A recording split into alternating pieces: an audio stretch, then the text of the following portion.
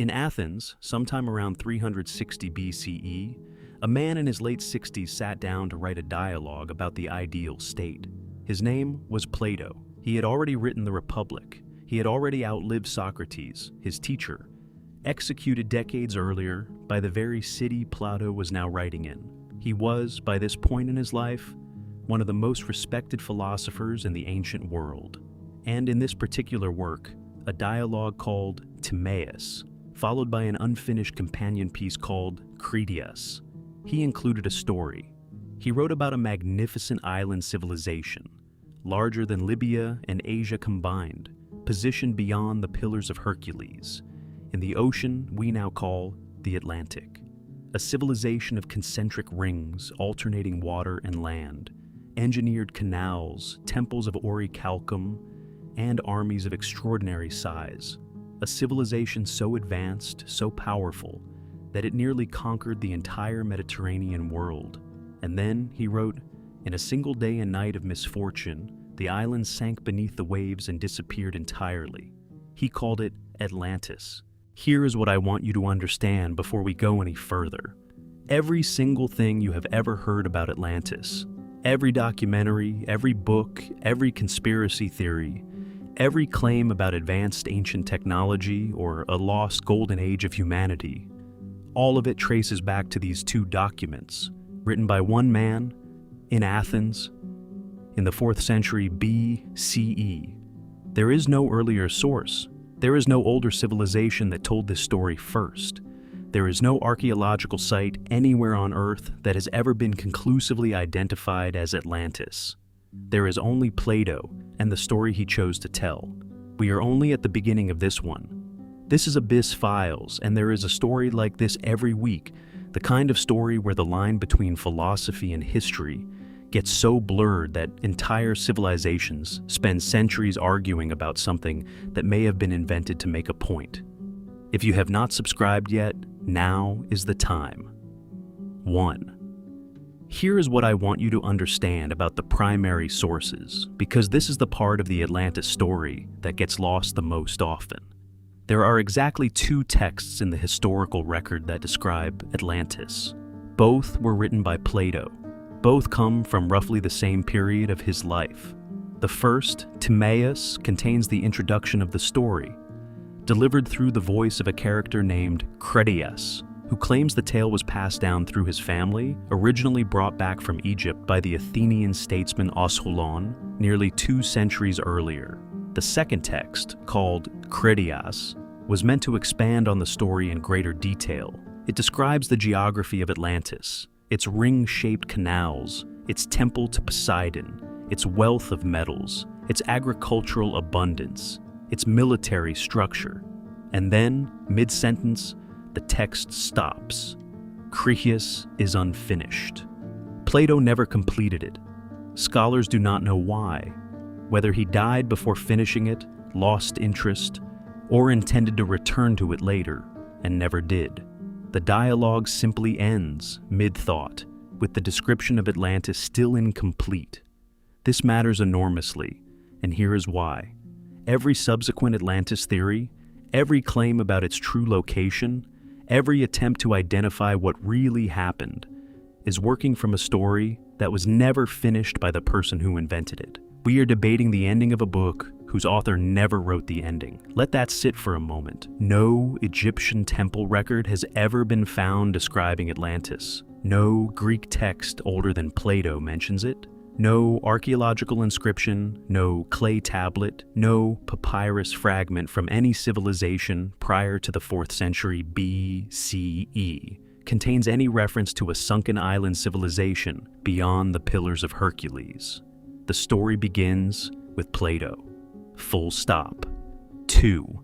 Before we go further, I want to walk through exactly what Plato described, because the popular image of Atlantis, the one most people carry around in their heads, has drifted significantly from the original text. According to Timaeus and Critias, Atlantis was not simply an island.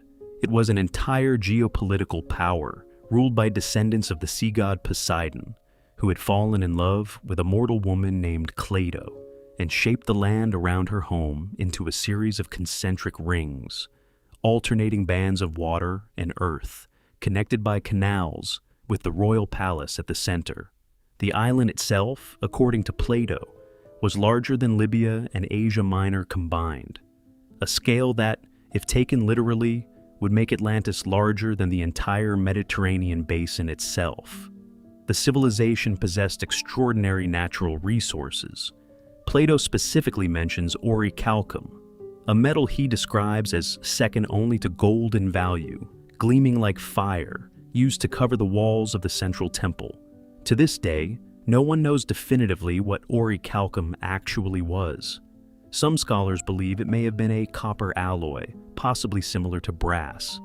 Others consider it entirely fictional, a detail invented purely for the story's sense of wonder.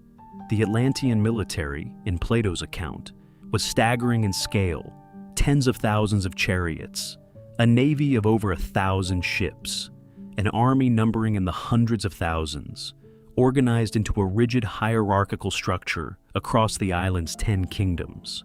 And it was this military power, according to Plato, that eventually turned against the rest of the ancient world. Atlantis, in the story, attempted to conquer the entire Mediterranean, reaching as far as Egypt and Italy, and was ultimately stopped by ancient Athens, which Plato describes as a nearly perfect virtuous city-state that defeated the invading Atlantean forces through discipline and courage. And then, in Plato's own words, in a single day and night, earthquakes and floods struck. Athens' army was swallowed by the earth. Atlantis itself sank into the sea and vanished. Here is what I want you to notice about the shape of this story. It is not simply an adventure tale. It is a moral structure, a virtuous, disciplined civilization. Athens defeats a wealthy, hubristic, overreaching empire, Atlantis. Divine justice follows almost immediately. The corrupt civilization is erased from the earth. This is not the shape of a historical record. This is the shape of a parable. 3. Stay with me, because this next part is the key to understanding almost everything that happened afterward. Plato was, first and foremost, a philosopher concerned with ideal forms of government, justice, and virtue. Nearly every one of his major works uses extended narrative devices, myths, allegories, and constructed stories to illustrate philosophical arguments rather than to record historical events. The most famous example, one that almost everyone has encountered even without reading Plato directly, is the allegory of the cave, found in the Republic.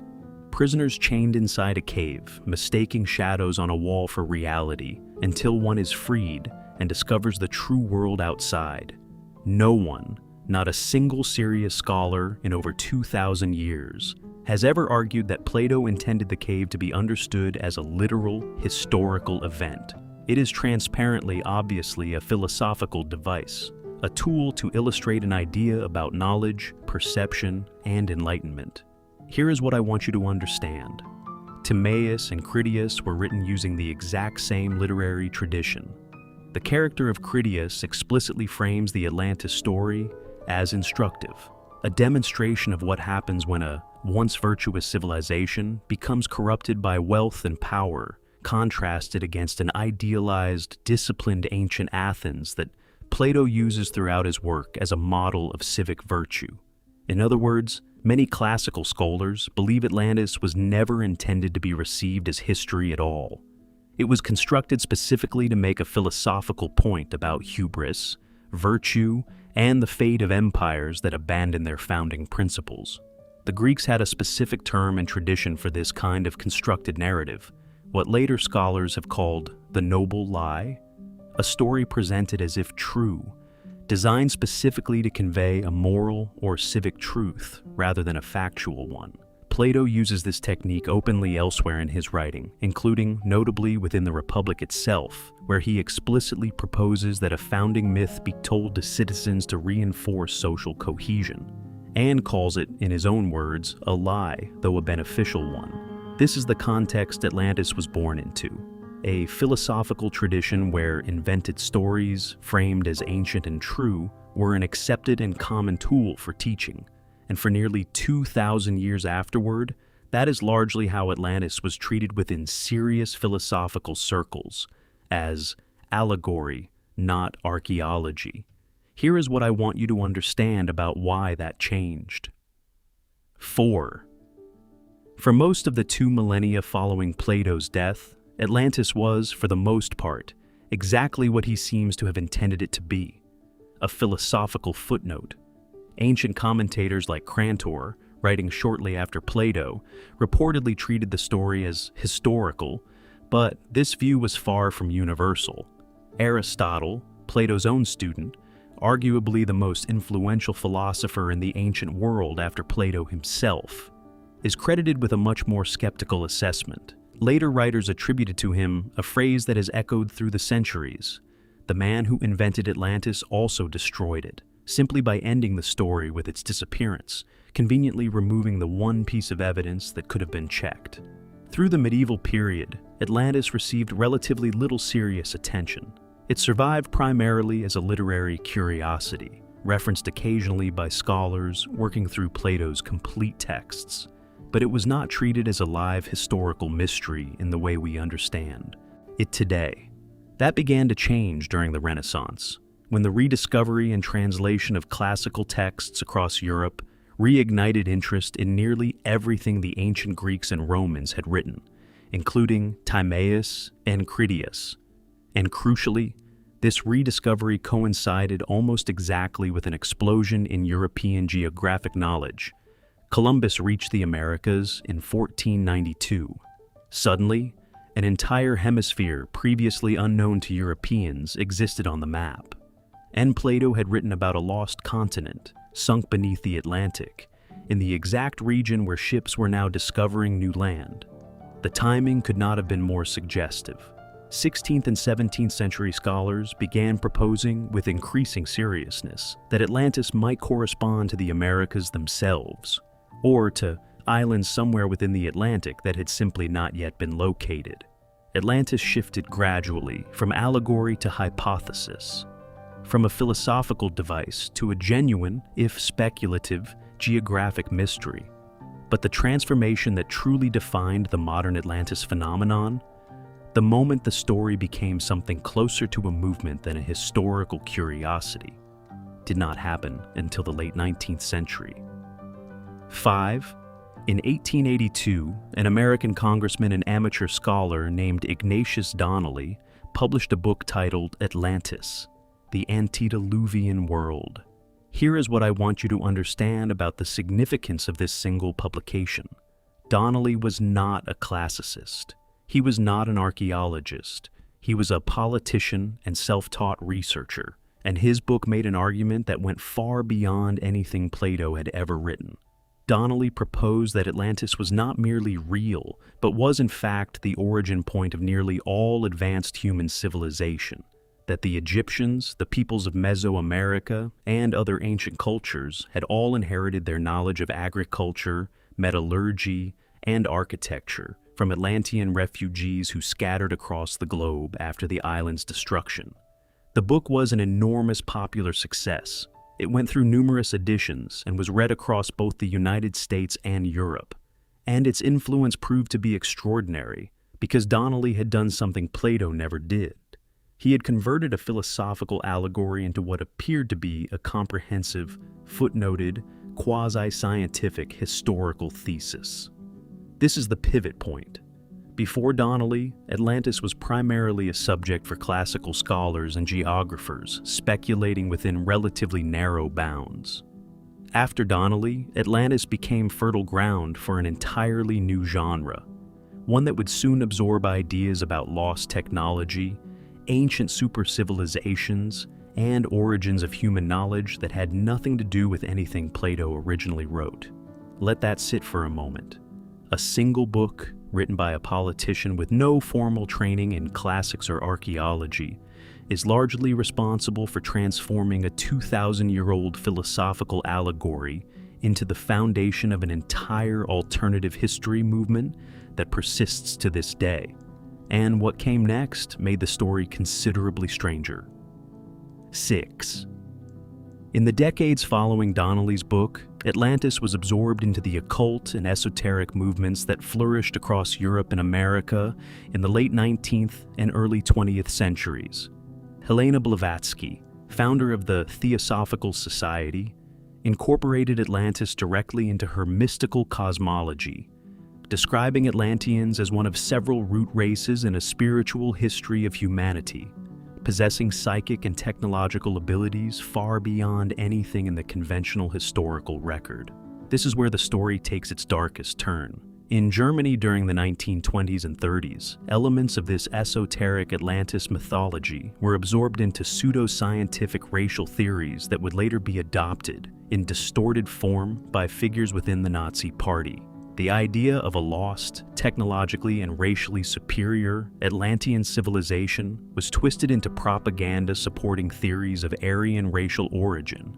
The claim that a specific ancient people had once been civilization's true source, and that their modern descendants were destined to reclaim that inheritance.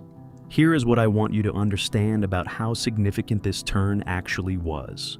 A story that began as a philosophical illustration about the dangers of hubris and corrupted power was, more than 20 centuries later, inverted into propaganda supporting exactly the kind of imperial overreach the original story was written to warn against.